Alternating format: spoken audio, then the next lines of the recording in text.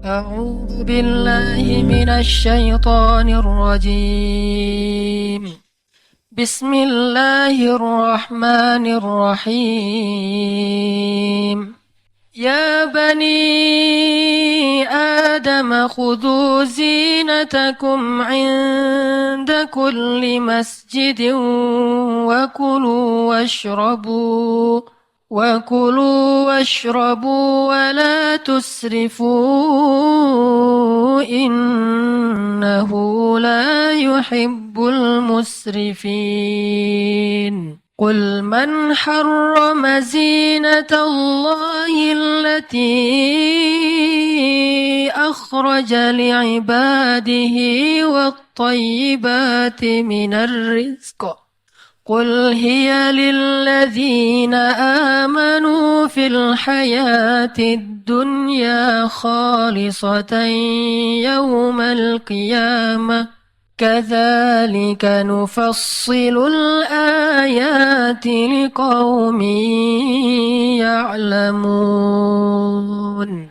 لئن قعدنا ونبي يعمل فذاك منا العمل المضلل لا عيش إلا عيش الآخرة اللهم ارحم أنصار والمهاجرة. لئن قعدنا ونبي يعمل لا عيش إلا عيش الآخرة اللهم ارحم أنصار والمهاجرة. Assalamualaikum warahmatullahi wabarakatuh. Alhamdulillahirabbil alamin. Nahmaduhu wa nasta'inuhu wa nastaghfiruh. Asyhadu an la ilaha illallah wahdahu la syarikalah wa asyhadu anna Muhammadan abduhu wa rasuluh. Allahumma shalli wa sallim wa barik ala habibina wa sayyidina wa syafi'ina Muhammadin wa ala alihi wa sahbihi ajmain. Teman-teman yang dirahmati Allah Subhanahu wa taala, seperti yang kita baca di poster Instagram dan semua juga mungkin pada tahu, judul kita pada malam ini adalah Chasing the Happiness, atau sesuai dengan yang lagi happening sekarang adalah nggak enak nyebutnya. Saya nyebutnya nggak enak ya. Kemarin saya tuh ke Lembang ya. Ini sebelum masuk ayat ya. Curhat bentar. Saya ke Lembang naik mobil. Ternyata di sepanjang jalan dari Setiabudi sampai ke Lembang itu kan banyak anak-anak lagi pada demo tuh. Pakai kertas om, telolet om. Nah, karena saya mobilnya nggak ada telolet, saya juga kan pengen berpartisipasi dalam kebahagiaan. Akhirnya pas lewat, anak-anak nggak pada naikin kertas, soalnya yang lewat mah bukan bus. Saya caper sama mereka. Akhirnya saya ambil kayak kertas gitu, saya gulung, saya pakai mulut aja, telolet gitu ya. Mereka senang, weh, gitu-gitu. Caper-caperan. Terus ada yang di tempat lain lagi, mereka nunggu-nunggu bus, saya tuh pakai klakson mobil biasa. Titit, weh, senang, weh, seru gitu. Pada loncat-loncat. Karena busnya jarang, mungkin belum pas liburan. Sekarang mungkin kalau udah musim liburan, musim telolet ya. Nah, dan pasti teman-teman udah ngerti lah, bahwa ini kita coba ambil sisi sirohnya dulu ya. Siroh telolet. Sejarah telolet. Dulu ada anak-anak di jalanan daerah Jepara yang kalau pulang sekolah mereka kan harus ngelintasin jalan Pantura tuh. Kalau udah lewat biasanya suka ada bus ngelakson telolet gitu ya. Akhirnya mereka lama-lama terbiasa dengan suara telolet, jadi kebawa. Jadilah itu menjadi sebuah kayak lelucuan gitu. Jadi sebuah permainan. Sehingga lama-lama pulang sekolah mereka punya permainan baru, yaitu nungguin bus dan minta di teloletin gitu. Sehingga akhirnya mulailah jadi viral. Sebetulnya klakson telolet ini saya udah pernah dengar sekitar 8 tahun yang lalu. Dulu kan saya setiap tahun mudik ke Jawa Timur, ke istri saya. istri. Saya mudik ke istri saya, ditegasin ya, istri ya. Ke Jawa Timur, ke daerah Tuban, nyetir tuh. Kalau di jalan sering ada bus yang bagus tuh memang genre klaksonnya itu telolet. Saya pernah diteloletin di belakang, terganggu gitu kan, karena teloletnya kan berisik banget tuh. Kenapa nggak tit aja sih? Atau eh kayak apa es krim Campina atau apa gitu kan agak-agak seru. Kenapa harus telolet gitu? Akhirnya pas sudah di rest area kita berhenti waktu itu di daerah yang ada gunung di samping laut dan itu katanya tempat pasujudan Bonang ya. Nah di daerah situ kita berhenti beli oleh-oleh kayak ikan asin gitu. Ternyata busnya juga bawa rombongan ziarah para wali ke situ. Ketemu sama supirnya, wah ini yang teloletin saya tadi nih. Cuman badannya gede jadi nggak berani. Ngobrol biasa aja, Mas klaksonnya bagus. Oh iya itu belinya di Riyadh katanya. Belinya di Riyadh di Saudi Arabia. Karena yang punya PO-nya, yang punya perusahaan busnya pernah umroh ngeliatin bus di Saudi itu banyak yang telolet, seru. Akhirnya dia beli. Satunya harganya kurang lebih sekitar 500.000. Kalau sekarang mungkin udah booming harganya ya, karena lagi ngetren. Sehingga pelajar-pelajar yang mau nyewa bus untuk rombongan biasa nanya dulu, Om ada teloletnya nggak? Ya, gitu. Kalau busnya nggak ada telolet nggak bakalan dipilih. Ini kayaknya di anak-anak sekolah mas sekarang lagi ngetren. Jadi cari bus yang ada telolet. Terus di sebelahnya ada yang nanya, dek saya juga ada teloletnya nih, apa? Andong gitu ya, jadi kayak telolet. Artinya teloletnya jadi ngetren banget. Pelajarannya apa di situ? Kalau di anak-anak Jepara tadi, ternyata telolet itu adalah salah satu ekspresi orang mencari kebahagiaan.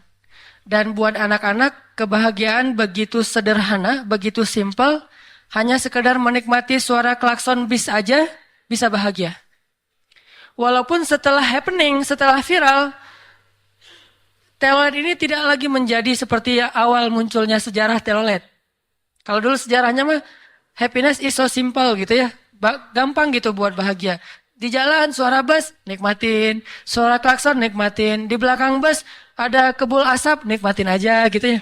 Anggap aja lagi vaping gitu kan ya. Kebul asap, wes masukin dulu terus keluarin dari hidung terus ya banyak gitu ya. Warnanya hitam asap dari bus gitu. Beda lagi sama vaping. Nah ini artinya kebahagiaan itu mah sederhana banget. Tapi kesini kita perhatiin kayaknya jadi ribet. Harus nyegat bus di depan jalan. Kalau ada bus lewat langsung dicegat. Rela mati, visabili, telolet gitu kan ya. Nah ini saya memperhatikan kayak tren telolet ini walaupun munculnya akhir-akhir ini tapi sebetulnya udah ada dari dulu. Agak berubah. Dan kita pengen coba ikut-ikutan. Ikut-ikutan dalam makna, memaknai deh dalam persepsi yang sesuai dengan sejarah gitu ya.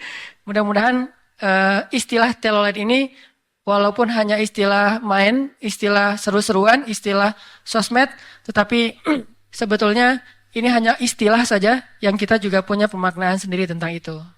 Jadi serius. Nah, sebelum kita memaknai telolet versi hijrah, hijrah telolet, kita coba tilawah dulu ya. Kita baca dulu ayat Al-Quran. Surat Al-A'raf, surat ke-7, ayat 31. Surat Al-A'raf, surat ke-7 ayat 31.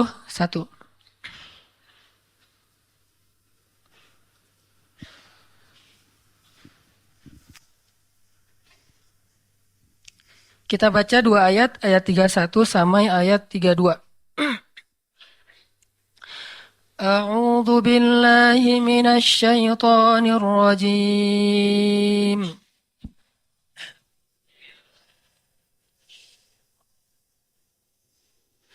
Bismillahirrahmanirrahim.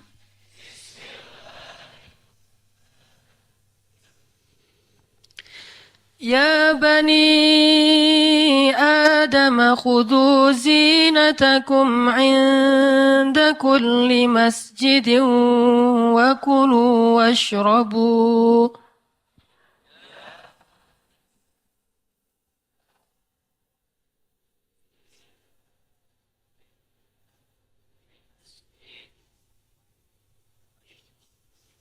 وكلوا واشربوا ولا تسرفوا إنه لا يحب المسرفين.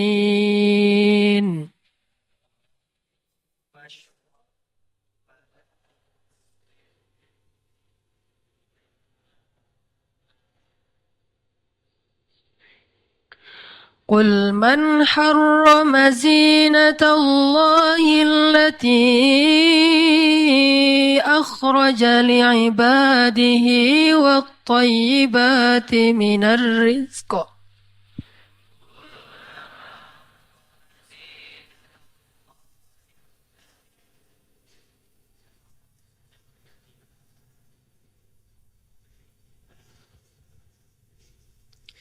قل هي للذين آمنوا في الحياة الدنيا خالصة يوم القيامة.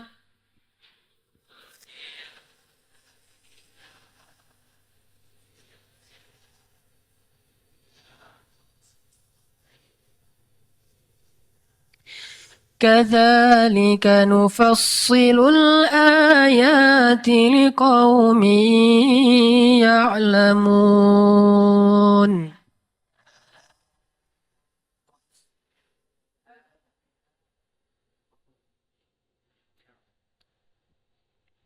Sadaqallahul azim.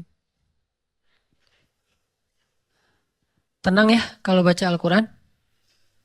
Apalagi kalau dibacain sama si cinta di dalam kereta perjalanan ke Jogja. Cih. Beda banget loh ternyata baca Quran sendiri sama mendengar seseorang membacakan Al-Quran. Seseorang membaca Al-Quran gitu ya. Jadi kalau kita dengerin ada cewek cantik di sebelah kita baca Quran dan ternyata cewek itu pakai cincin dan di cincin itu ada nama Hanan Attaqi gitu ya sih. Tuh beda loh rasanya. Dan saya kalau dalam perjalanan selalu nyuruh dia baca Al-Quran. Sekalian saya ngulang hafalan. Ternyata dia baca surat yang saya nggak hafal, jadi nggak ngulang. Itu salah satu hal yang telolet dalam pernikahan. Jadi kalau kita pengen bahagia itu nggak susah sebetulnya. Kalau udah punya pasangan, apa aja bahagia. Ngelihat wajahnya telolet ya. Terus ngelihat jarinya telolet, pegangan tangan telolet, makan telolet, pokoknya teloletan aja. Kan tadi arti telolet apa? Bahagia itu simple. Itu arti filosofi yang sebenarnya dari telolet.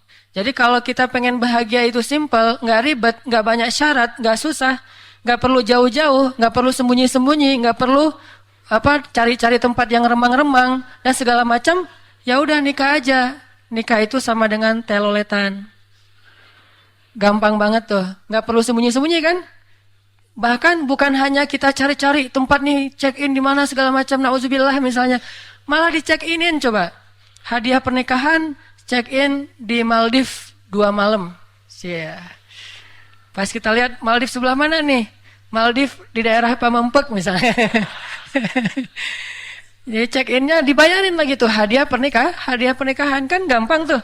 Orang kalau nikah tuh mah Allah kasih teloletnya itu bahagianya itu gampang banget. Bawa kado gede gitu, pas kita buka nggak selesai kado terus gitu ya, kotak-kotak buka lagi, kotak lagi, buka lagi, kotak lagi, di dalamnya ternyata kotak juga, kotak mutiara misalnya. Intinya adalah telolet itu kalau kita udah nikah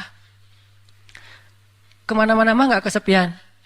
Saya ngelihat aja kalau lagi jalan berdua sama istri keluar kota, kita teloletan di dalam kereta. Kasihan ada yang duduk ngelamun sendiri di pojok ngeliatin jendela. Apalagi kalau lagi sunset kan itu mah soro banget kan ya. Sore soro kan. Jadi sore yang soro dia ngeliatin jendela. Aduh ini mau loncat. Aduh gak enak juga. Susah move on. Tapi juga pengen balik. Udah gak ada harapan. Akhirnya nggak bisa teloletan. Di kereta kerung aja wajahnya. Dan kita mah di kereta nggak tidur. bercanda, ketawa-ketawa, sampai yang di belakang apa-apa sih, lebay banget sih, kayak baru nikah aja sih. Padahal udah sekian tahun, tapi kayak masih pengantin. Kenapa? Karena bahagia buat kita mah simpel banget. Jalan di Malioboro gitu, ada yang apa? Dance, Java dance. Java dance artinya tari Jawa. Jadi ada Java dance gitu kan. Lagi ada Java dance yang gaya-gaya lagu-lagu kayak nembang gitu, pakai apa? Alat itu teh. Gamelan, angklung mah di Jawa Barat, pakai gamelan gitu kan. Akhirnya kita foto-foto, yang difoto siapa? Foto diri sendiri, padahal nggak motoin. Mereka ngira GR gitu, oh mau difoto ya Pak, gini-gini gitu ya. Malah kita mah selfie berdua, nggak menghadap ke mereka, jadi kameranya menghadap diri sendiri. Itu teloletan. Intinya telolet itu adalah bahagia.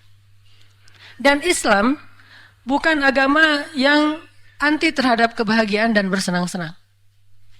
Ini kalimatnya agak-agak ngebid'ah, tapi sebetulnya nggak kesana maksudnya. Cerna baik-baik. Islam itu bukan agama yang anti terhadap bahagia, bersenang-senang, seru-seruan. Islam itu bisa seru-seruan walaupun kita menjadi muslim yang taat. Kayak cerita dulu, saya pernah cerita, Nabi nonton. Ini dalil buat saya bolehnya nonton bareng istri. Kemana? Teloletan yuk. Kemana? Nonton misalnya. Jadi teloletannya nonton. Nabi pernah nonton acara kayak kemarin tuh saya nonton duel yang BFC itu sama istri. Kan nih tips ya. Kalau kalian baru nikah cari nonton yang MMA. Itu keren banget loh. Habis nikah nontonnya MMA. Itu apalagi kalau ceweknya tuh girly banget, feminim banget, nonton MMA. Itu kan bakal dan kita sebagai suami gagah perkasa kan padahal disuruh masuk ke ring nggak berani gitu. Ini teloletan yang Nabi pernah ngelakuin itu, tapi namanya bukan MMA, namanya gulat. Jadi Nabi nonton acara gulat di depan Masjid Nabawi. Ini menunjukkan dalil bolehnya acara event-event kayak gitu depan masjid selama tidak mengganggu ibadah dan bukan sesuatu yang haram, hanya gulat saja. Dan gulat itu dalam Islam bahkan diperintahkan untuk dipelajari. Jadi silakan belajar bergulat atau apapun lah bentuk tarungnya. Nabi nonton sama Aisyah. Duduk depan rumah, kebetulan rumah Nabi sebelah masjid. Duduk, terus Aisyah duduk di sebelah Nabi, naruh dagunya di atas pundak Nabi, gini. Wis. Itu yang saya amalkan di antara sunnah Nabi. Ini sunnah keren banget nih. Akhirnya kalau jalan lagi nonton kayak kemarin sama Kang Edwin, nonton pertarungan Indonesia lawan Amerika kan. Pas orang Indonesianya yang iman yang dulu pernah di sini, pas kita ngundang dulu kan ya, yang ngomongnya polos gitu, saya mah apa katanya gemetaran, mending saya disuruh tarung daripada disuruh ngomong di depan. Itu lawan Amerika tuh. Badan si Amerikanya lebih gede. Begitu Amerikanya ngunci iman, saya langsung la haula wala quwata illa billah, la haula wala quwata illa billah, la haula wala quwata illa billah. Kan la haula itu memunculkan keajaiban. Tiba-tiba berubah, iman ngunci Amerika, saya ganti, habisin. Jadi orang-orang pada ini janggotan habisin. Jadi ada dendam pribadi gitu. Baper banget itu MMA paling baper kayaknya tuh. Wah habisin teriak paling kencang. Akhirnya di belakang ngikutin. Jadi habisin gitu. Untung saya ngomong telolet. Salah. Gak nyambung gitu. Nah istri saya pas udah di gitu-gitu tarung kan agak-agak ekstrim ya. Sampai bahkan yang pertarungan sebelumnya yang dari Filipina itu tangannya patah karena dikunci terus gak nyerah-nyerah sampai patah. Langsung aja.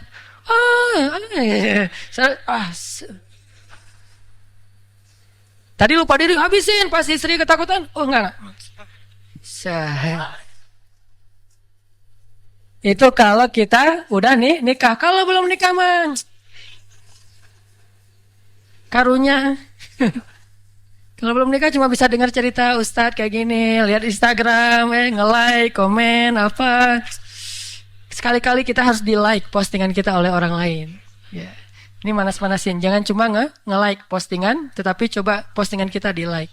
Atau kalau perlu postingan kita bikin orang berderai-derai. Jadi emoticon nangisnya tuh banyak. Wah, itu teloletan. Jadi Nabi nonton tuh acara gulat. Aisyah naruh dagunya di atas pundak Nabi.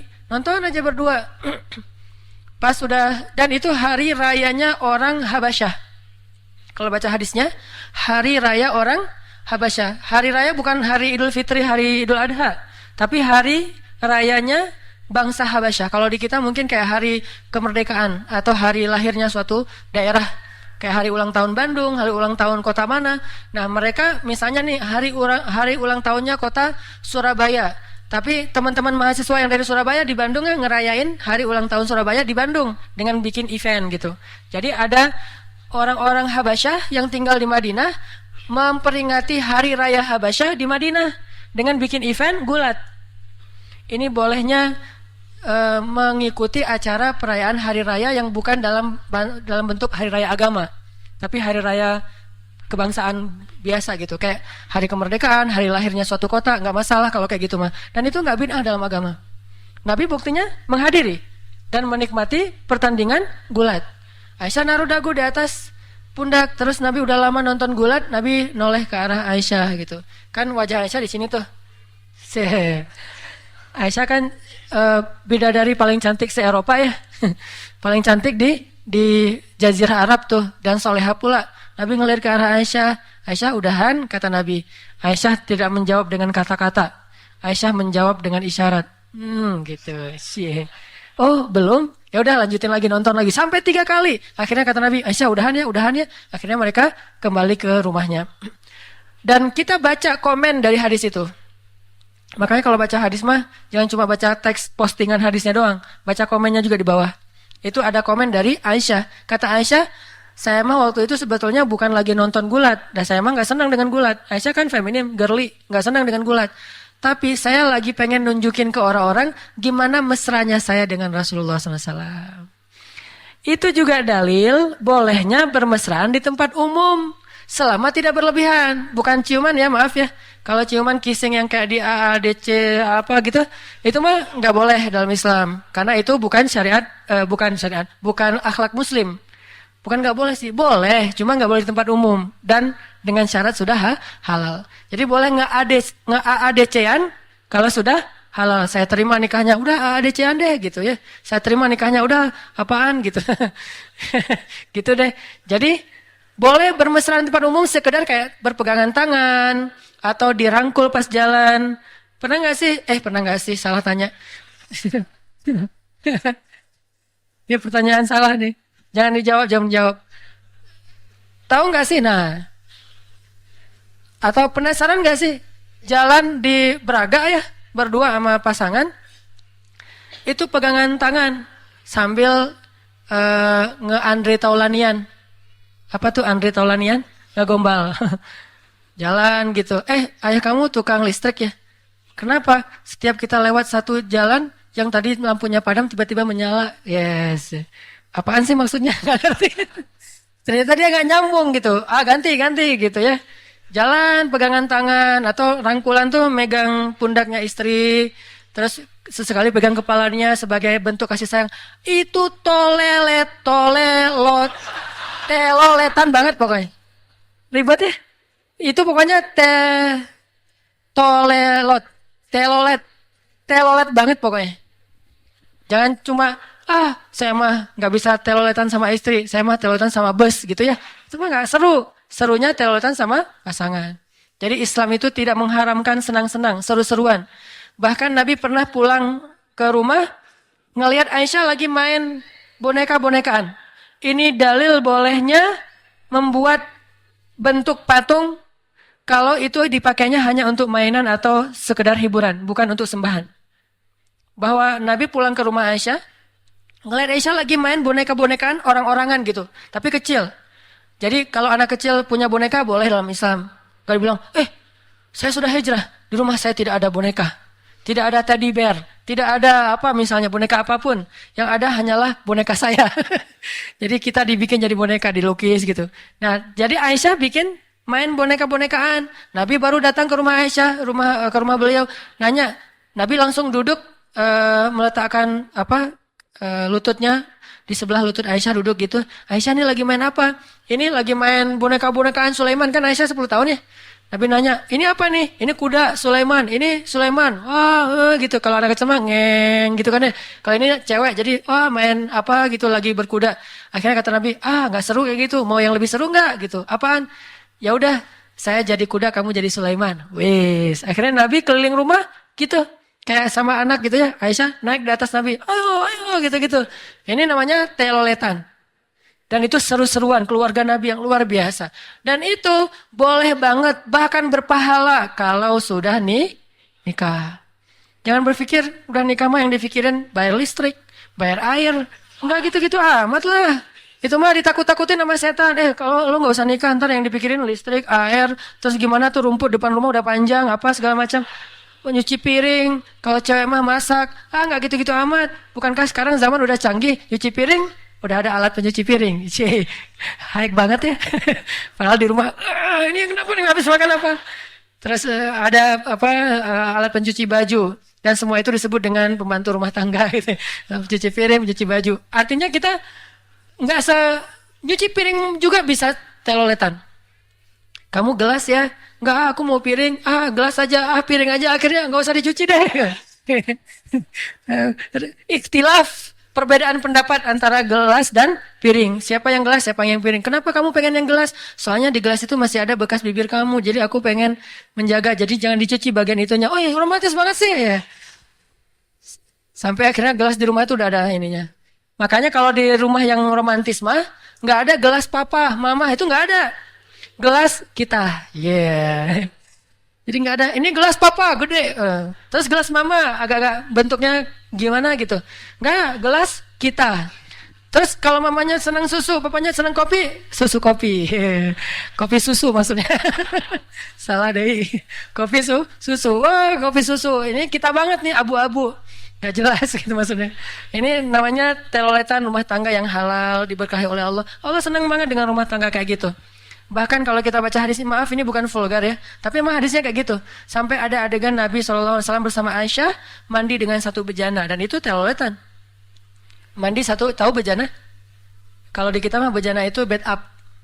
Jadi bed up tuh dulu Nabi mandi dengan Aisyah di satu bed up, dan itu ibadah. Nabi membersihkan tubuh Aisyah dan sebaliknya, dan kemudian setelah itu mereka berwudu salat tahajud. Ada nggak sih salat tahajud sekeren itu?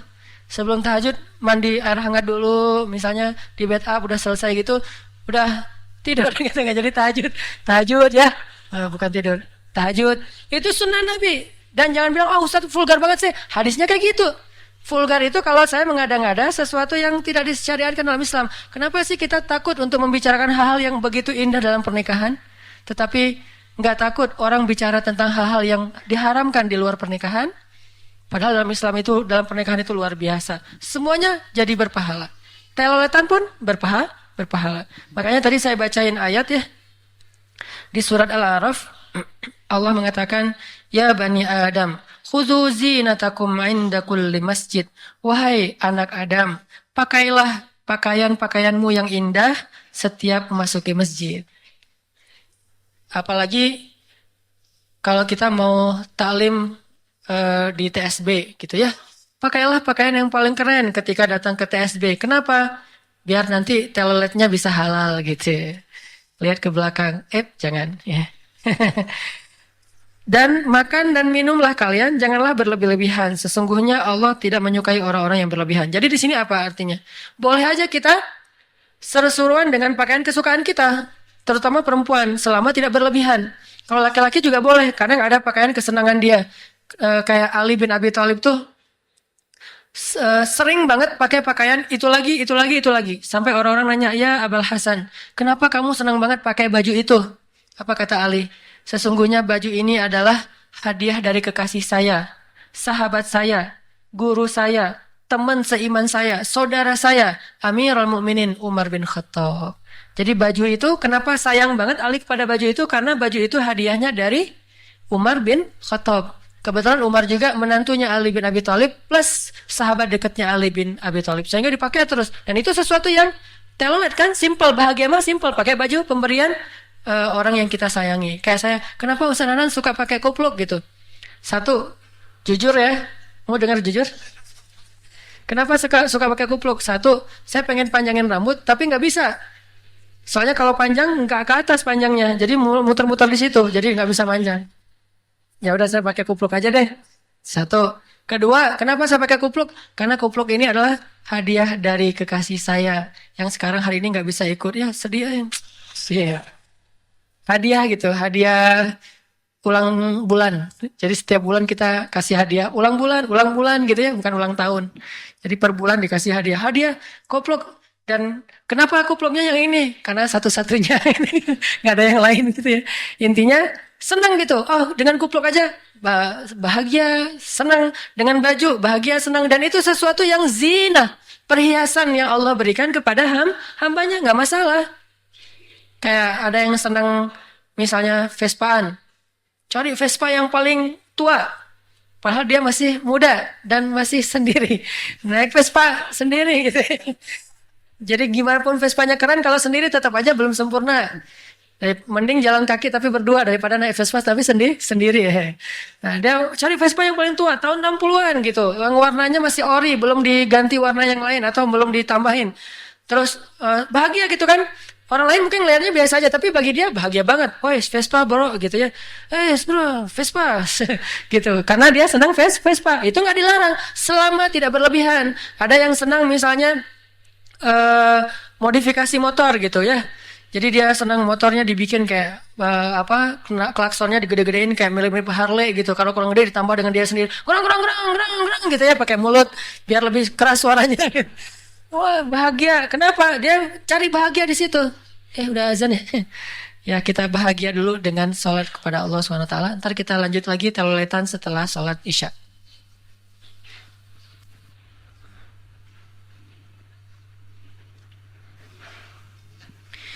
Bismillahirrahmanirrahim. Teman-teman yang dirahmati Allah, tadi kita sampai kepada kisah Rasulullah SAW bercanda dengan istri beliau Aisyah, yaitu dengan cara main kuda-kudaan Sulaiman. Dan banyak lagi adegan-adegan lain, termasuk Rasulullah ketika berangkat perang Khaybar. Rasulullah membawa seorang sahabat mujahid dan dia terkenal orangnya rame, seru. Jadi kalau ada dia itu nggak bakalan sepi. Saya cuma lupa namanya, nanti dicek lagi di buku sirah. Saya pernah baca di buku sirah yang ditulis oleh Martin Links, Muslim dari Inggris, dengan judul Muhammad The Story of Prophet. Adegan perang Khaybar. Bagaimana seorang sahabat Nabi itu ada yang dirindukan oleh Nabi karena sifatnya yang ceria. Dan qadarullah dia meninggal syahid dalam perang Khaybar. Sehingga Nabi merasa kehilangan sosok yang sangat ceria. Kalau ada dia, nggak bakalan sepi. Ditambah lagi mereka bahkan ada adegan di zaman Nabi itu seru-seruan ketika lagi menggali parit khandak. Itu juga seru-seruan. Sampai ada sahabat yang saking semangatnya menggali parit khandak, mengangkut batu-batu yang habis digali gitu. Dia nggak punya alat untuk membawa batu, dia pakai jubahnya. Kan orang Arab mah pakai jubah, pakai celana ya. Nah, jadi jubahnya itu diangkat, jadilah kayak semacam alat untuk mengangkut batu-batu. Ada yang bahkan mengangkut batu besar, kemudian dia jatuh dan tertimpa batu itu. Lalu teman-teman yang lain menyemangati dia dengan nyanyian-nyanyian, syair-syair yang menyemangati, yang seru gitu. Bahkan dalam membangun Masjid Nabawi pun, para sahabat ada yang membacakan syair-syair penyemangat supaya nggak stres, nggak terlalu kaku. Jadi kehidupan seru dalam kisah Nabi dan sahabat itu banyak. Di antara nyanyian ketika membangun Masjid Nabawi yang saya masih ingat tuh, la in qa'adna wa nabiyyu ya'malu fadzaka minnal amalul mudallalu la 'isha illa 'ishal akhirah Allahumma arham ansara wal muhajirah. Terus ikutin rame-rame. Semuanya pada bersenandung. La in qa'adna wa nabiyyu ya'malu. Cuma kalau kita ada situ, apaan ya? Jadi kita nggak ulang sendiri karena nggak ngerti. Akhirnya kita pakai lagu sinden gitu. Kalau di zaman dulu lagunya atau nasyidnya atau senandung-senandung syairnya menyemangati, seru, tapi ada nilai kebaikan. Di antara artinya la 'isha illa 'ishal akhirah. Tidak ada kehidupan kecuali kehidupan akhirat. Allahumma arham ansara wal muhajirah. Ya Allah, rahmatilah kaum Ansar dan kaum muhajirin. Itu dinyanyikan dalam bentuk senandung syair. Walaupun mungkin tidak pakai alat musik, tetapi saya mengambil mazhab. Tidak semua musik itu haram dengan kriteria tertentu. Cuman tetap aja mereka seru-seruan. Membangun masjid seru, di dalam rumah tangga seru, bahkan berangkat jihad pun seru-seruan. Giliran serius, serius. Giliran seru, seru. Makanya kemarin pas kita ngadain program umroh, ini kayak umroh pertama di dunia yang ada jamaah bawa papan skate. Jadi umroh saya sama teman-teman kemarin alhamdulillah umrohnya bareng dengan Pevi Permana sama Fanny Inong. Ini kan dua-duanya skateboarder. Saya bawa papan juga walaupun gak dipakai, gaya-gayaan doang gitu ya. Pergi bawa 3 papan skate. Pas sampai transit di Kolombo, Kolombo itu kan tetangganya Maldives. Jadi kita nggak bilang Kolombo sih sebetulnya, ngomongnya dekat Maldives. Jadi kita transit dekat ke Maldives yaitu Kolombo. Transit di Kolombo itu nginep 1 malam di hotel, itu ada bonus dari maskapainya. Akhirnya pas subuh, bahkan sebelum subuh kita ngelakuin tahajud on the beach. Ya, qiyam on the beach. Jadi kita qiyamnya view-nya pantai langsung dengan ombak yang masih tengah malam nggak terlalu deras, nggak terlalu kencang. Kita sholat tahajud. Udah selesai tahajud, kita subuh. Habis subuh kita zikir pagi, disertai dengan burung-burung yang banyak ngelewatin kita karena burung pagi-pagi keluar. Itu mah nggak usah dibahas.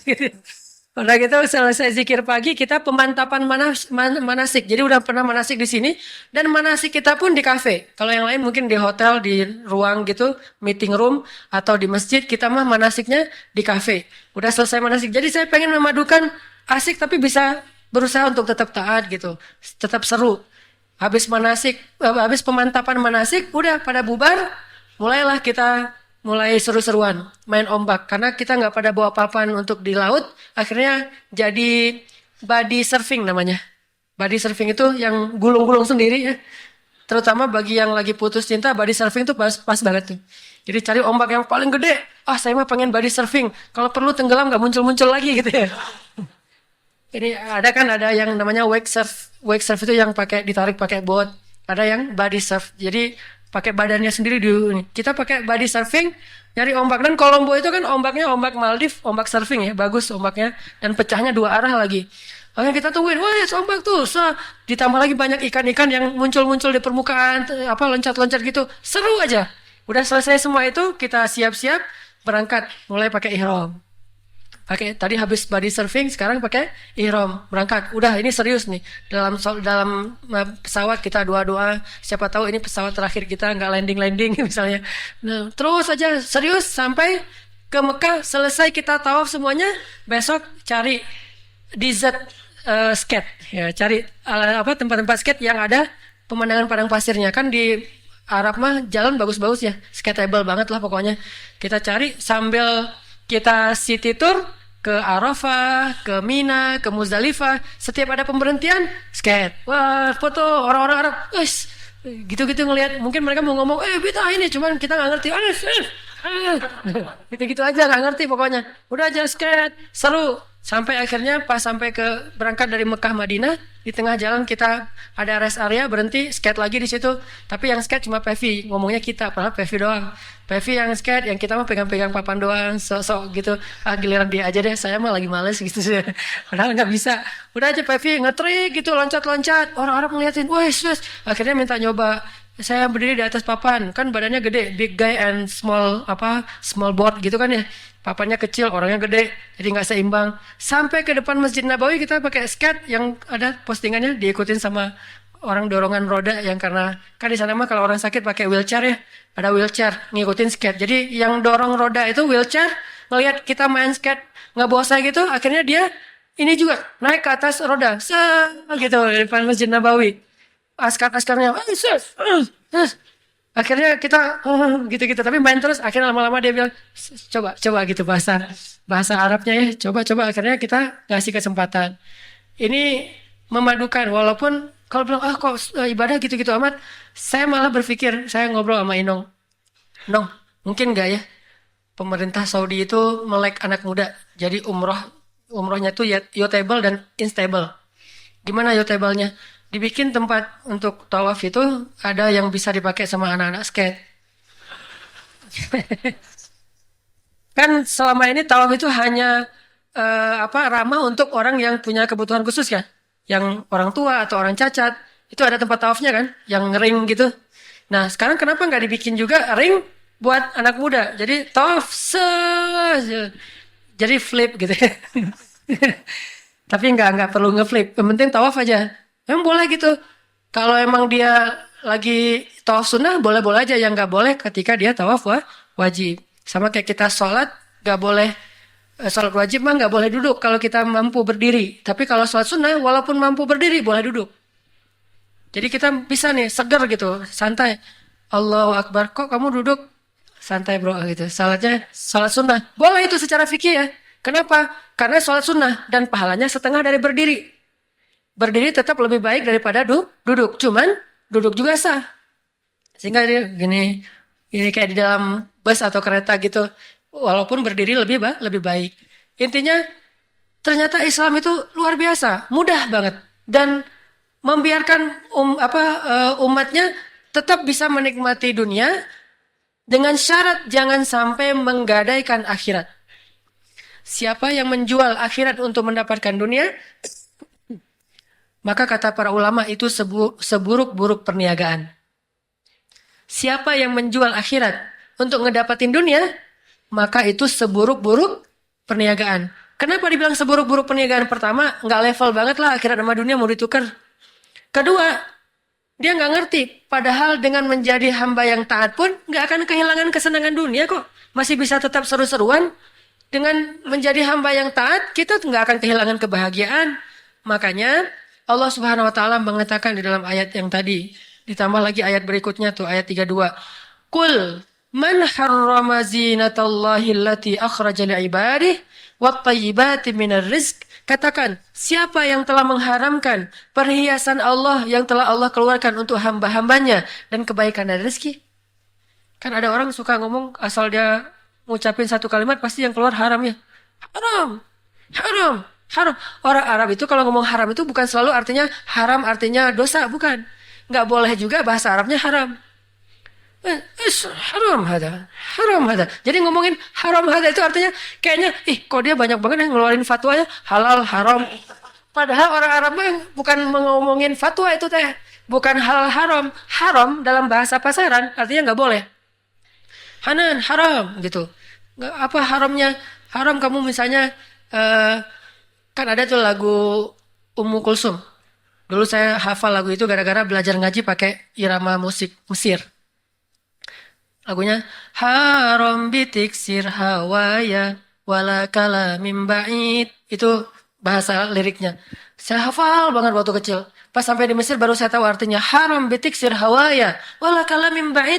Artinya apa haram di situ? Saya pikir haram, berarti ini hadis nih. Ada haram, ada halalnya gitu ya. Ternyata itu bait syair. Haram bitiksir hawaya. Gak boleh, janganlah kamu menghancurkan perasaanku, wahai kekasihku. Wala kalamim ba'id. Masa SMS aja nggak ada gitu. Jadi terus dia jawab nggak ada pulsa gitu kan ya. Ini udah ada lagu Mesir dulu juga kayak gitu. Iklan, aku nggak punya pulsa. Ya udah cari wifi aja gitu. Intinya adalah haram. Ada orang yang kalau ngomong haram, ternyata nggak semuanya haram. Jangan mengharamkan apa yang Allah halalkan. Kayak Nabi dulu nggak sengaja pernah mengharamkan madu demi membahagiakan hati istri-istri beliau yang lagi cemburu. Lalu Allah turunkan lima tuharrimu ma ahallallahu lak. Kenapa kamu mengharamkan apa yang Allah halalkan bagimu? Jadi perhiasan itu bukan haram. Pakaian yang baik itu tidak haram. Bahkan Nabi pun senang ketika diberikan baju yang bagus.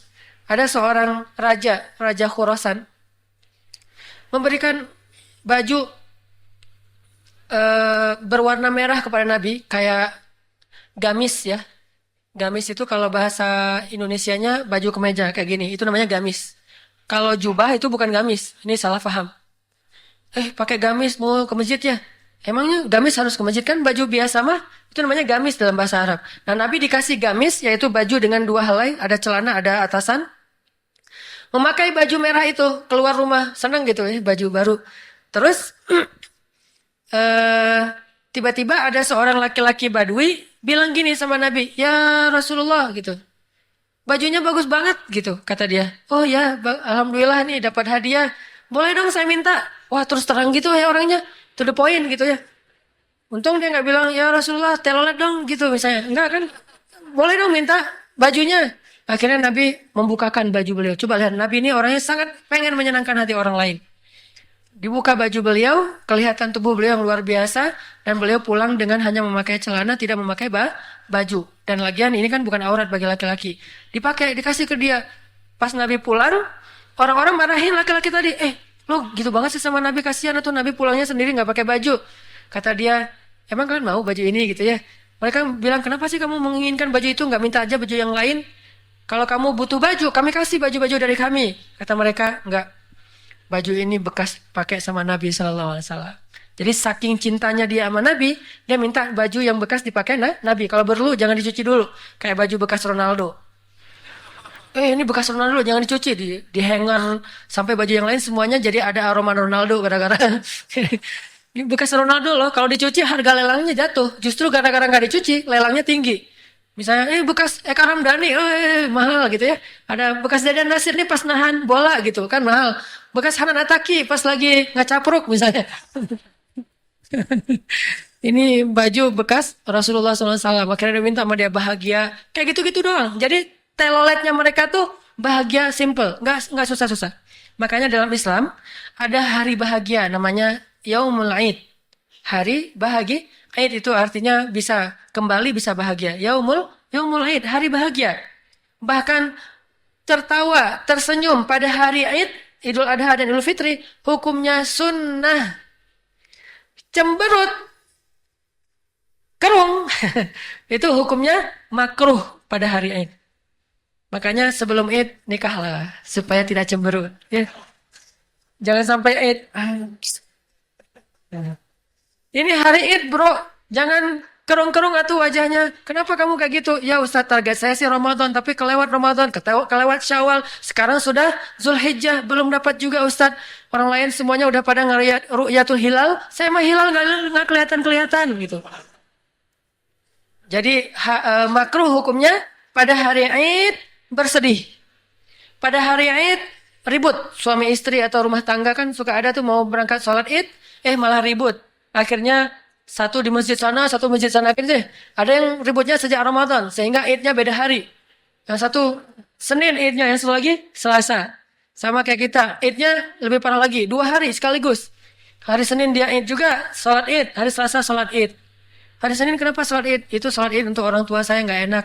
Hari Selasa untuk calon mertua, daripada dibilang nanti beda mazhab gitu ya. Demi supaya sama mazhabnya sama orang tua, sholat Idnya 2 kali. Pokoknya nggak boleh kerung, nggak boleh sedih, nggak boleh ngelamun pada hari Id. Itu hari bahagia.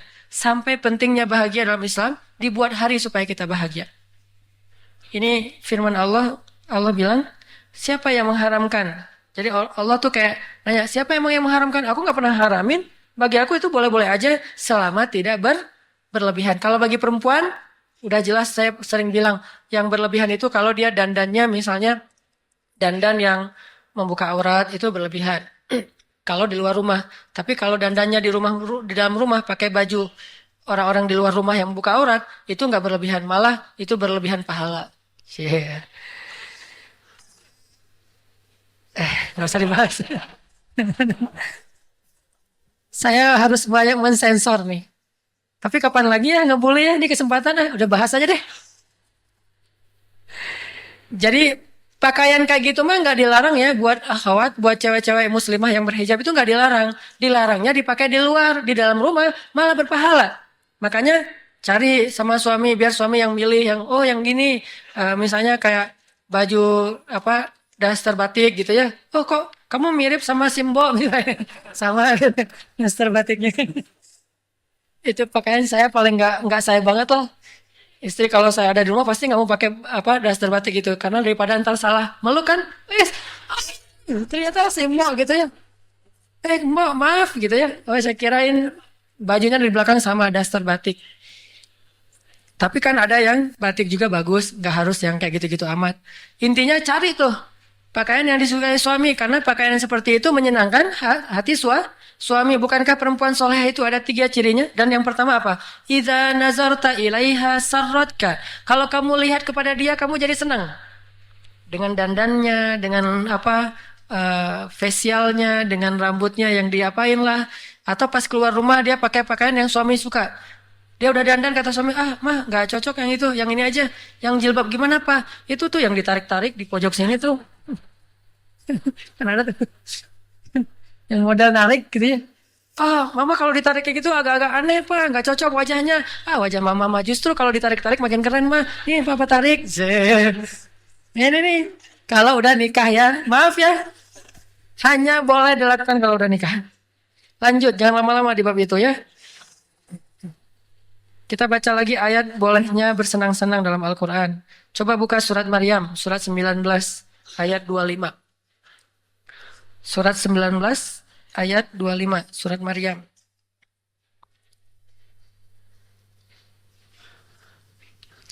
Atau bahkan dari ayat 24. 23 aja deh. Surat 19 ayat 23. Saya bacain ya.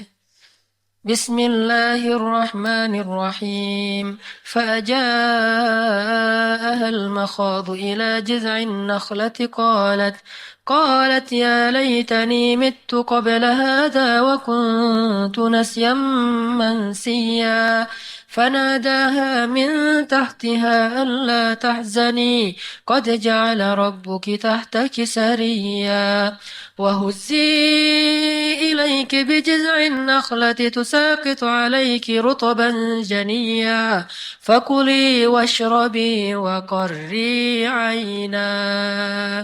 Itu kisah Siti Maryam. Maryam kan ceritanya hamil tapi nggak punya suami. Karena Allah nggak rela perempuan ini disentuh oleh laki-laki walaupun suaminya saking mulia, saking sucinya. Padahal disentuh suami itu boleh, tapi saking sucinya laki-laki walaupun suami pun nggak bisa menyentuh Maryam. Sehingga Maryam Allah kasih kandungan, Allah kasih anak mengandung tanpa punya suami. Tetapi Maryam kan orangnya pemalu. Sehingga dia malu sekali kalau ada orang yang tahu kalau dia melahirkan anak tapi nggak punya ayah. Jadi cemoohan. Sehingga ketika habis melahirkan dalam keadaan sakit. Ayat 23 Maryam berkata, Ya laitani mittu qabla hadha wa kuntu nasyam mansiya. Aduhai seandainya saya mati saja sebelum kejadian ini ada. Dan saya tidak akan pernah diingat dan dibicarakan oleh siapapun. Ini bahasa Maryam.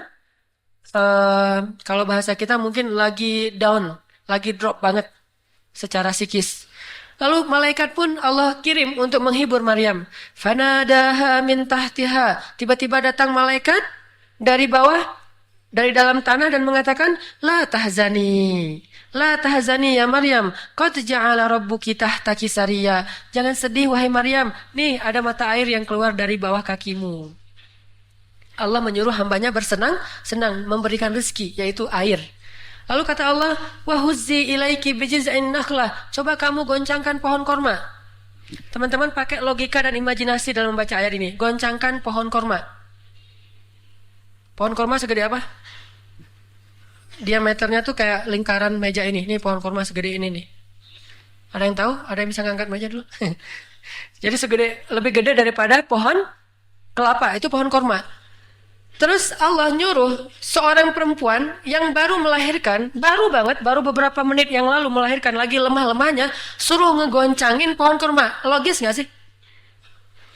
10 orang laki-laki aja goncangin pohon kurma, belum tentu goyang tuh pohon kurma. Dikira sama pohon kurma, kalian lagi ngelitikin saya ya, kok geli gitu. Saking beratnya pohon kurma gitu ya. Ini apalagi cewek baru ngelahirin, lemah, suruh goncangin pohon kurma. Coba pakai imajinasi dan logika, nggak logis. Tapi untuk bisa melihat keajaiban, jangan hanya menunggu sampai logis. Jangan pakai logika ilmiah saja, tapi pakai logika iman dan robbaniyah. Kalau Allah suruh goncangin aja, walaupun gak logis. Masa Maryam bilang, ya Maryam mauzi ilaiki bijiz'in nakhlah. Ya Allah, yang mana? Yang ini. Ini kan gak gitu kan Maryam? Allah, maaf, ini korma Allah, korma. Kan gak ngomong gitu kan? Coba.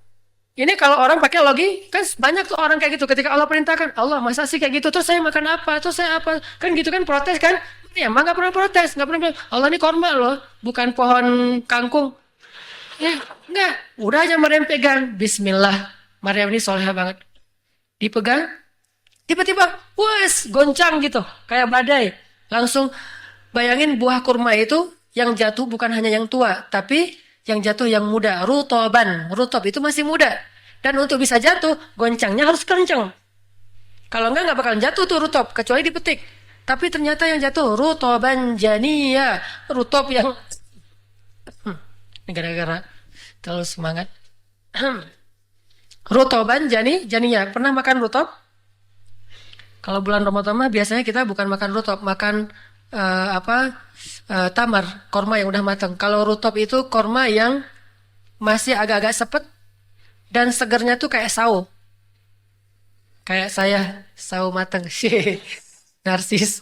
Nah, jadi rutoban jadinya masih muda, jatuh. Nah, digoyang sama Maryam. Kok bisa goyang sampai jatuh buah kurma? Itu keajaiban di balik iman. Terus Allah mengatakan, fakuli washrobi wa qarri aina. Makanlah, minumlah, bersenang hatilah. Artinya apa? Telolet mah bisa juga dengan wisata kuliner. Jadi mana ayat wisata kuliner teh Ustaz?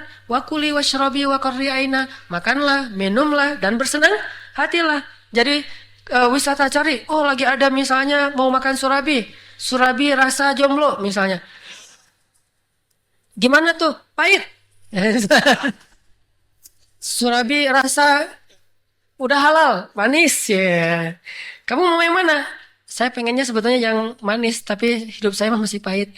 Akhirnya kasih surabi yang pahit. Ini artinya wisata kuliner. Dan itu nggak masalah selama tidak berlebihan. Dan memang Nabi mah kalau makan nggak pernah banyak. Nabi ukuran beliau makan hanya bisa menegakkan tulang punggung. Apa maksudnya? Beliau kalau makan itu kalau udah lapar banget udah nggak bisa tegak lagi duduknya udah gini saking laparnya. Terus makan udah tegak udah beres. Kalau kita mah makan supaya nggak bisa tegak. Saking kenyangnya ya. Kalau Nabi mah makan biar bisa menegakin tulang punggung doang dan itu makan paling baik itu kayak gitu tuh. Makan sekedar menegakkan tulang punggung dan saya belum pernah kayak gitu. Pede lagi udah belum pernah. Saya mah kalau makan alhamdulillah segitu ya. Tapi dijaga jangan sampai buncit ya.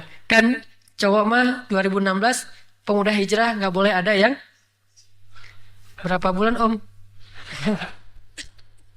Jangan sampai itu ya. Makan jangan lebih dari jam 9 malam. Jam 9 malam mah minum air hangat yang banyak supaya sebelum tidur ininya udah bersih dan segala macam. Ini Nabi mah suka menjaga sehingga Nabi mah nggak pernah buncit. Bahkan sahabat juga nggak ada yang buncit. Satu-satunya ada sahabat yang buncit dimarahin sama Umar, dipukul perutnya. Tek. Kenapa perut kamu begini? Pasti kamu makannya banyak. Ya maaf Umar, saya mah kalau makan selalu malam. Nggak boleh lagi makan malam. Akhirnya dia menjaga. Jadi sahabat-sahabat itu rata-rata walaupun 2 packs tapi keren gitu. Nggak harus 6 packs lah, tuh juga nggak masalah. Tapi jangan sampai 0 pack gitu ya. 0 pack mah. Ini apa tadi? Rasulullah makannya hanya untuk menegakkan tulang punggung. Tapi bukan berarti kita nggak boleh makan lebih dari itu. Boleh. Kalau emang kita senang makan, kayak Nabi pernah makan sama Ali, makan kayak apa burung kayak gitu atau ayam yang ada tulangnya, terus tulangnya ditaruh di tempat Nabi sama Ali. Pas sudah selesai Ali bilang, Nabi makannya banyak tuh tulangnya numpuk kayak gitu. Kata Nabi dengan cerdas, Ali tulang-tulangnya dihabisin kata Nabi teh. Nabi kan cerdas banget ya. Ali cerdas, Nabi lebih cerdas lagi. Wah, Nabi tuh makanya banyak banget tuh buktinya tulangnya numpuk gede tuh gitu segitu. Kata Nabi, masih mending Ali tulang-tulangnya dimakan. Ya. Akhirnya satu-satu. Ini artinya seru kehidupan beliau selama tidak berlebihan. Makanya wakuli, washrobi. Jadi wakuli, jangan gini gitu. Kalau gini mah nggak telolet, biasa aja makan. Selesai minum air hangat sampai keringetan. Wah pulang udah aja gitu di warung Padang ya. Kalau ini kalau perlu jadi ada 2 gitu. Ini namanya wakuli washrobi, ada wakori aina. Semangat makannya tuh semangat. Saya kalau di restoran tuh sering banget makan, saya nggak pesan. Kenapa? Pasti istri saya pesannya setengah. Mas nasi gorengnya setengah aja ya, jangan satu aja, kita berdua gitu. Jadi kan kita sudah jadi satu. Akhirnya setengah, dia makan, ternyata karena kita asikan ngobrol, habis. Wah, saya mah, habis. Oh ya udah nggak apa-apa, kita mah untuk kamu aja, saya udah kenyang kok udah. Gitu. Ini atau kayak cerita dulu duitnya pas-pasan datang, Mas setengah aja ya Mas. Loh kok setengah, biasanya satu? Ya biar seperempat seperempat. Lebih romantis lagi, padahal duitnya segitu doang gitu misalnya. Ini telolet wakuli washrobi wakoriana, berbahagia.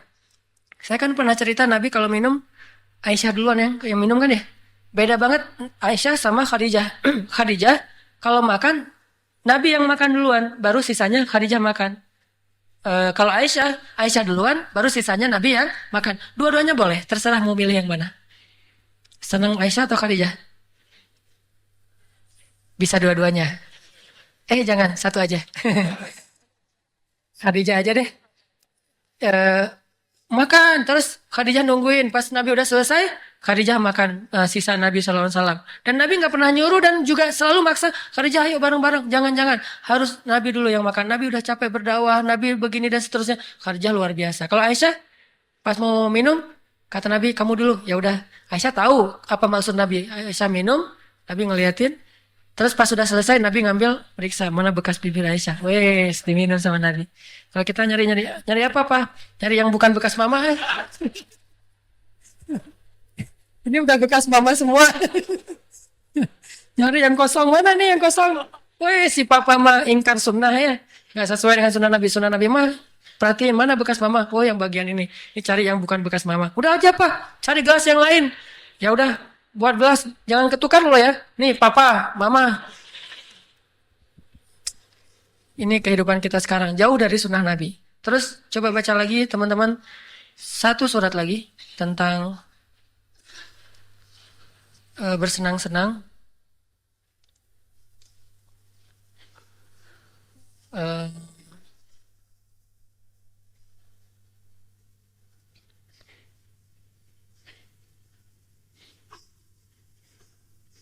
Surat Luqman, coba surat 31.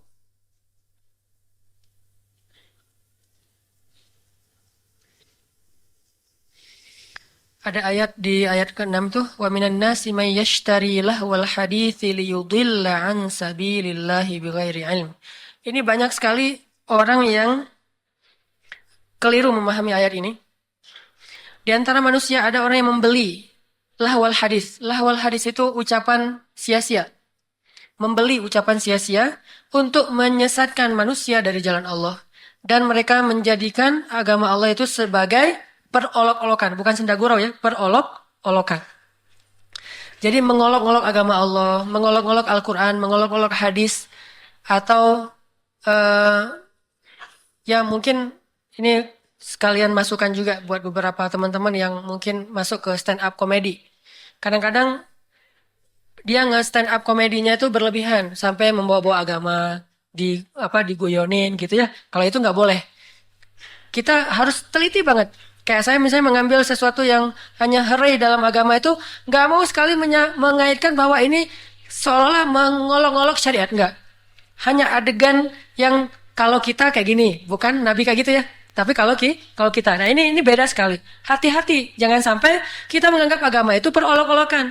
Karena sesungguhnya Al-Quran itu turun dalam keadaan sedih. Maka Nabi mengatakan bacalah bacalah dengan suasana hati yang sedih. Apalagi ayat-ayat tentang akhirat, tentang neraka itu harus sedih. Bahkan sampai ada hadis, walaupun ini hadisnya dhaif, kalau kamu nggak bisa nangis, maka berusahalah untuk nangis. Walaupun hadisnya dhaif, tetapi ulama sepakat bahwa berusaha untuk menangis itu selama nggak dibuat-buat, maka sesuatu yang dibolehkan. Cuman ada orang yang agama itu dijadikan sebagai bahan untuk ketawa. Bahan ketawa maksudnya agama itu diplesetin maknanya. Dari yang boleh menjadi tidak boleh, yang tidak boleh menjadi boleh, dan dijadikan sebagai sindiran-sindiran, itu yang nggak boleh. Atau liudillah, menyesatkan. Kalau bahasa kita menyesatkan itu nyeleneh. Agama dinyelenehin, dibuat pemaknaan yang berubah dari makna yang aslinya. Dan kata Nabi, man kadzdzaba alayya muta'ammidan falyatabawwa maq'adahu minan nar.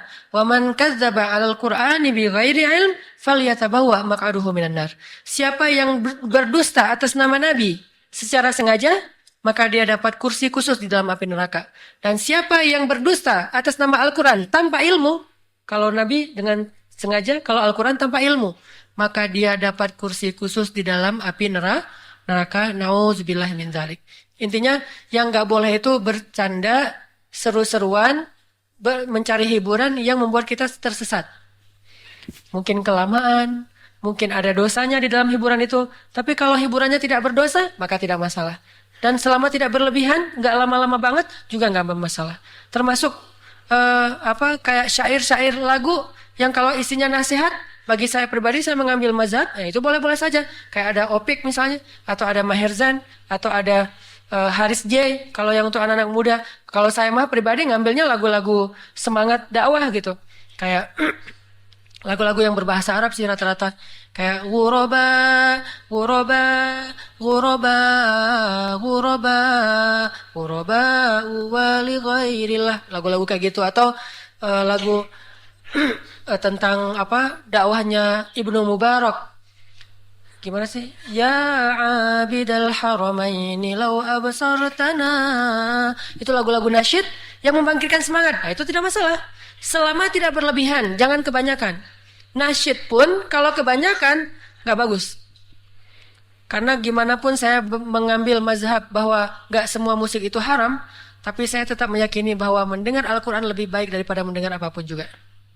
Walaupun bagi saya mendengar musik, nggak semua musik itu haram. Ada musik yang haram, ada yang tidak haram. Tergantung musiknya, liriknya, bagaimana dia membawakannya. Tapi tetap bahwa mendengar Al-Quran lebih baik daripada mendengar lagu. Sehingga lagu mah jangan banyak-banyak.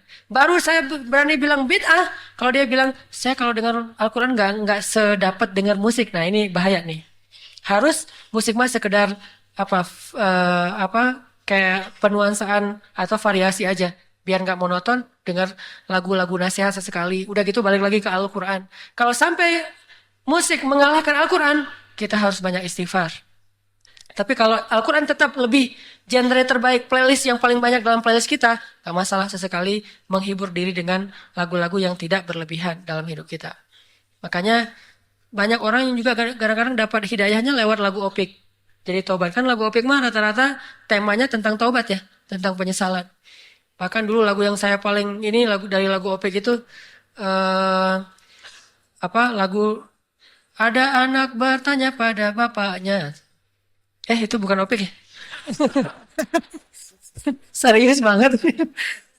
Ya gitu deh pokoknya lagu-lagu lebaran. Cuman nggak sampai ada lagu selamat para pemimpin gitu ya.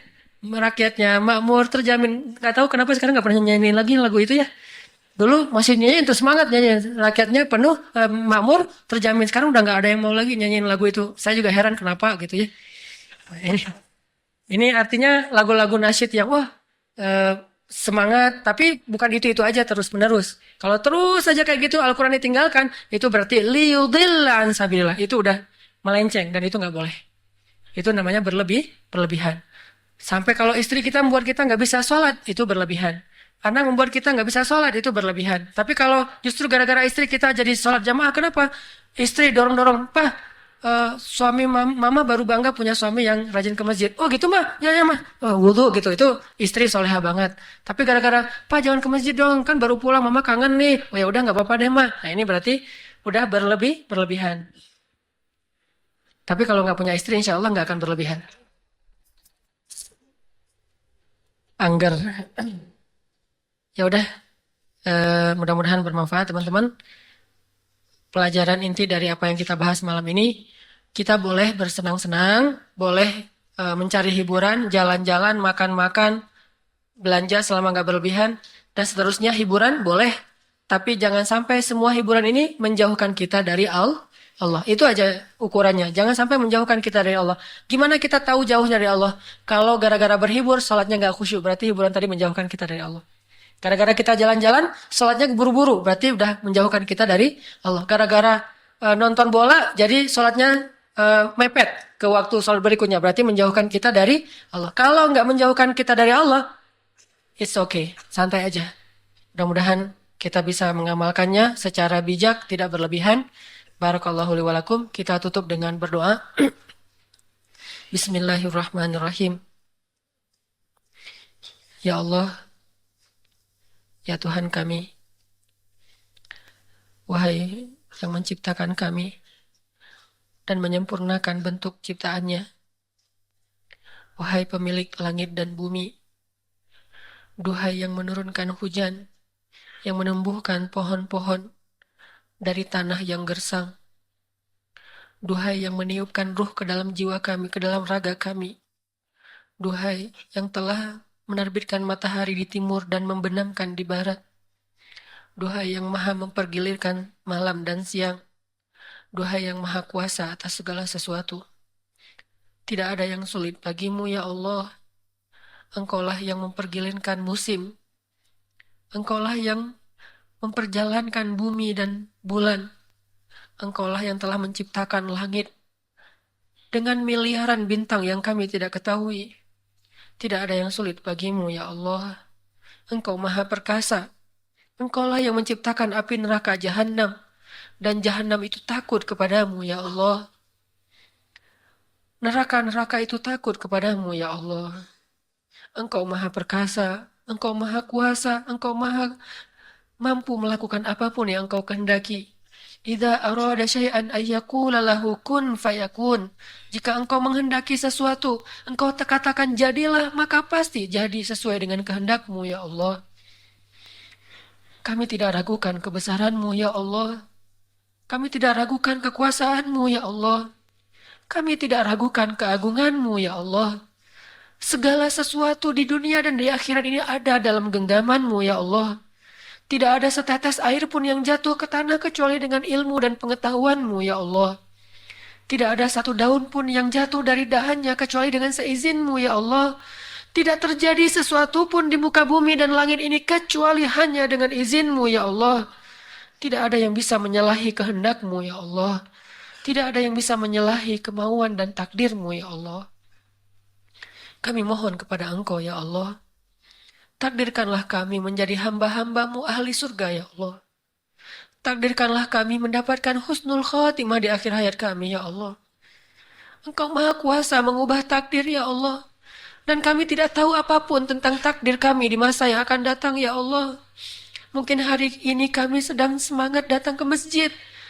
Tetapi jika takdirmu menuliskan bahwa kami mati dalam keadaan kufur, pasti kami akan mati dalam keadaan kufur.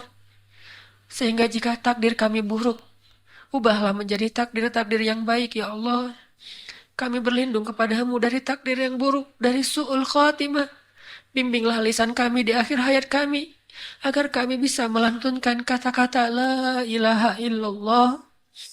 Jangan sampai lisan kami menjadi keluh dalam mengucapkan kalimat thayyibah ya Allah. Anugerahi bagi kami hati yang lembut, hati yang gemetar ketika mendengar namamu disebutkan ya Allah. Hati yang khusyuk ketika sedang berhadapan denganmu di dalam ibadah sholat ya Allah. Anugerahkanlah kepada kami hati yang takut kepadamu ya Allah. Kami berlindung kepadamu dari hati yang membatu ya Allah. Hati yang keras yang mungkin disebabkan oleh dosa-dosa kami atau oleh hiburan-hiburan kami yang berlebihan ya Allah. Ampunkanlah dosa kami ya Allah. Anugerahkanlah kami mata yang bisa menangis, yang mengalirkan dan menitikan air mata karena takut kepadamu ya Allah. Kami rindu ingin merasakan keadaan ketika pipi kami basah karena takut kepadamu di malam hari ya Allah. Karena hanya orang-orang yang membasahi pipinya dengan air mata di malam hari adalah orang-orang yang mendapatkan naunganmu di padang mahsyar ya Allah. Ya Allah yang maha kuasa atas segala sesuatu. Semua manusia ini hambamu ya Allah.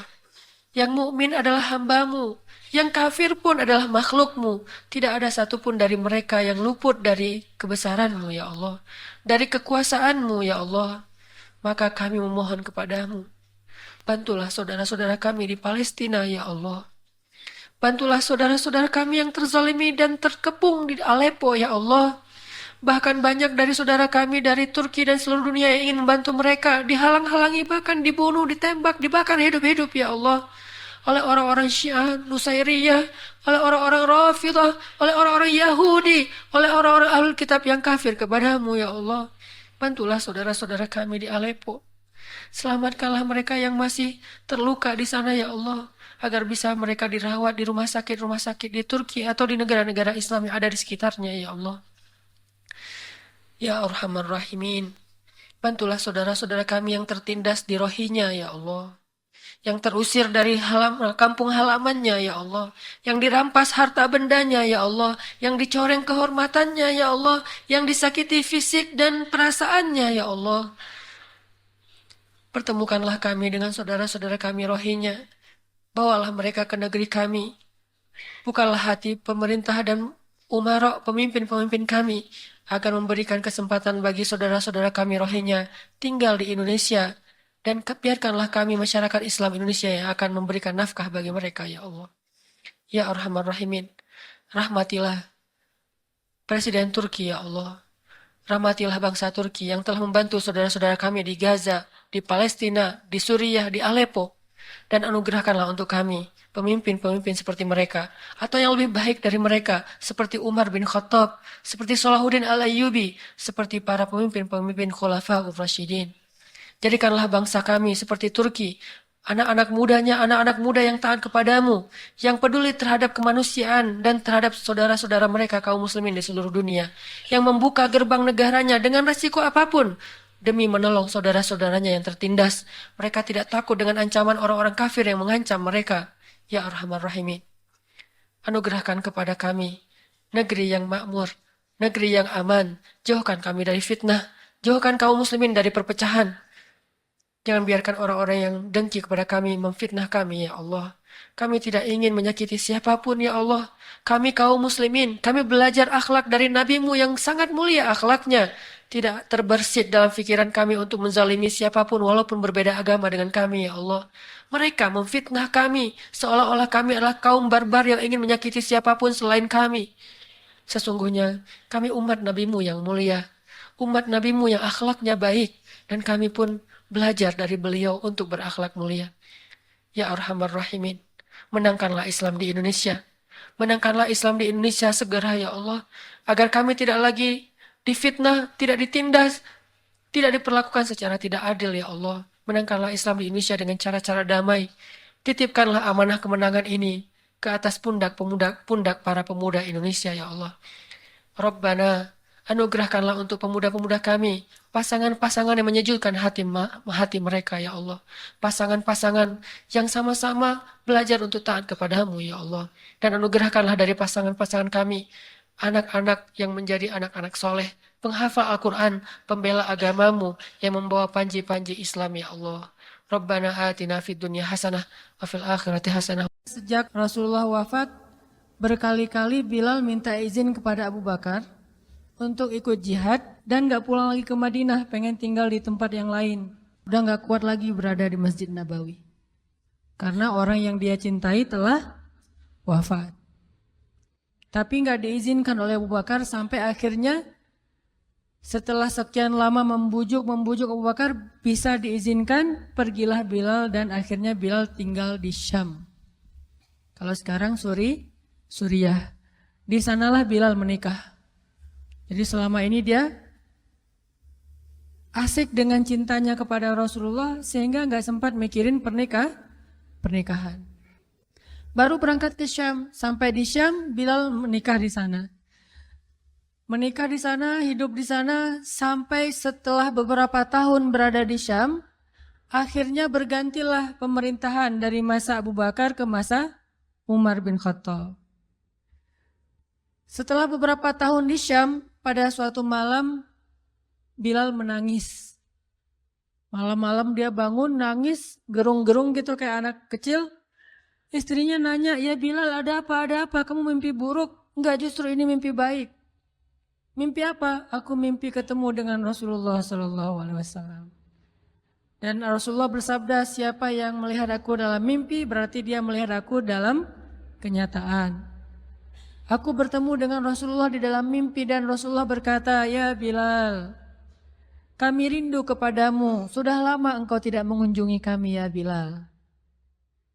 Setelah bangun dari mimpi itu, Bilal semakin rindu kepada Rasul, merasa bersalah udah lama gak menjenguk Rasulullah.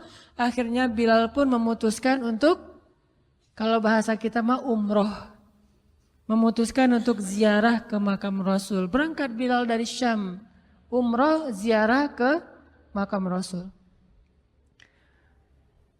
Melihat Bilal masuk lagi ke kota Madinah, penduduk Madinah itu berasa seperti hidup lagi di zaman Rasul. Senang gitu, dan Umar sangat senang dengan kedatangan Bilal. Sehingga selesai Bilal sholat, selesai Bilal ibadah-ibadah sunnahnya, termasuk menjenguk atau berziarah ke makam Rasul dan Abu Bakar. Kemudian Umar berkata kepada Bilal, ya Bilal, sudah lama kami tidak mendengar suara azan darimu. Tolong kumandangkan sekali lagi azan seperti engkau mengumandangkannya di masa Rasul. Kami rindu ingin merasakan suasana di zaman Rasul. Benar Bilal, kata para sahabat yang lain yang ada di situ. Umar, kemudian Abdurrahman, beberapa orang sahabat, ya Bilal azan, kami ingin mendengar suaramu seperti dulu kami mendengarnya di masa Rasul. Kata Bilal, saya tidak akan kuat. Kata mereka, coba dulu kamu usahakan karena kami ingin sekali mendengarnya. Saya tidak akan kuat. Cobalah wahai Bilal demi kami supaya kami bisa semangat lagi dalam beramal soleh mengikuti perjuangan Rasulullah. Akhirnya karena udah dipaksa terus, Bilal pun mengumandangkan azan. Allahu Akbar, Allahu Akbar. Kota Madinah kaget mendengar suara Bilal.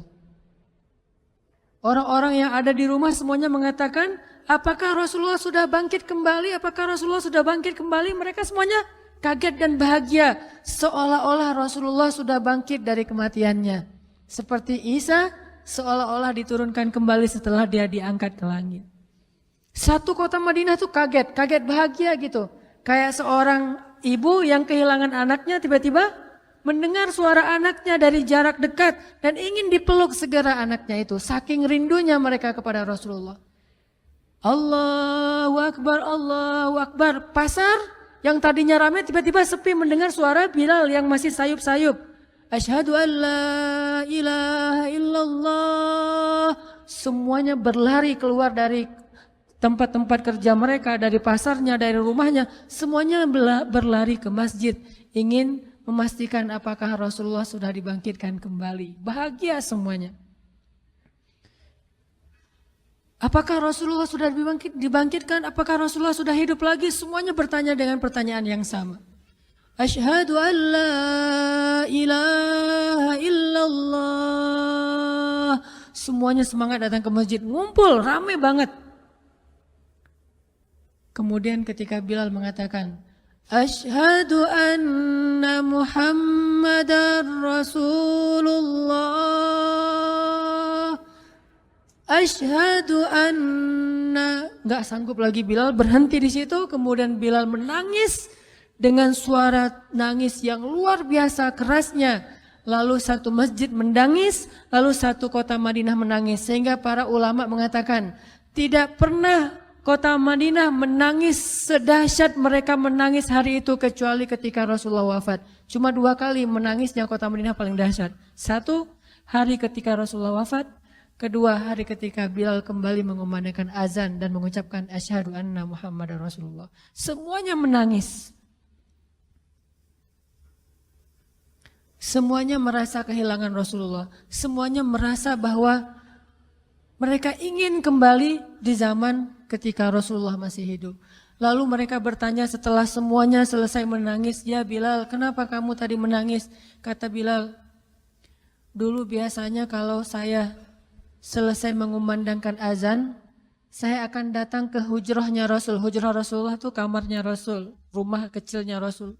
Selesai azan saya akan datang ke rumahnya Rasulullah dan memanggil, ya Rasulullah as-salah, as-salah.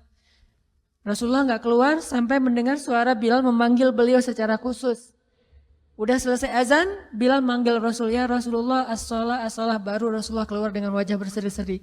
Sekarang bagaimana saya akan memanggil Rasulullah sedangkan Rasulullah sudah bersama kekasihnya yaitu Allah Subhanahu wa Ta'ala. Menangis lagi satu masjid, satu kota Madinah. Pokoknya hari itu adalah hari berkabung sekota Madinah.